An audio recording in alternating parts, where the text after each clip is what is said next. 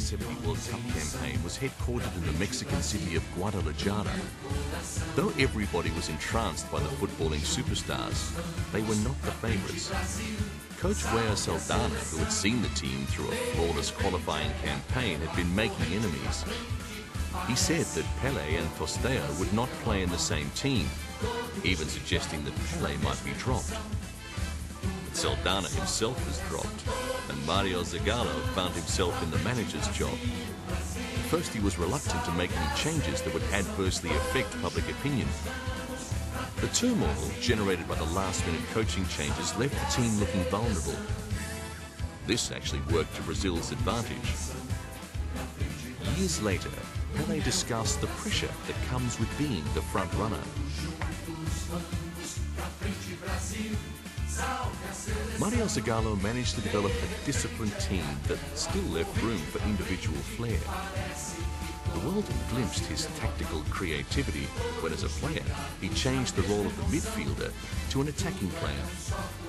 But it was widely believed that the defence was weak, and Brazilians had little faith in the squad's goalkeepers. Playing alongside Pelé was Tostao. He regarded Pelé as a kindred spirit, had an understanding about where he would be. Jairzinho was another attacking player in an attacking team. He had just recovered from a twice broken right leg. Pelé was concerned about avoiding injury. Rough treatment had plagued his two previous World Cups. The tournament in Mexico would use a new system of yellow and red cards to make absolutely clear when a player was warned or sent off. In addition to his on-field and training duties, Pelé was now having to devote time to his young fans. He was good at this.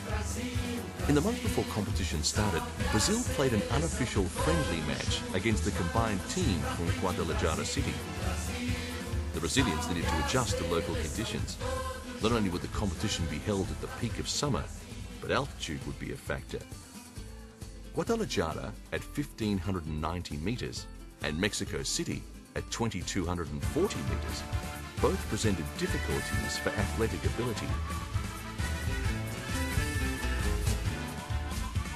Any game time was valuable for the players to put into practice the guidelines that Mario Zagallo was giving them. Defenders were allowed to come forward if the situation was right. The team was rehearsing ways of transforming to different configurations without becoming vulnerable.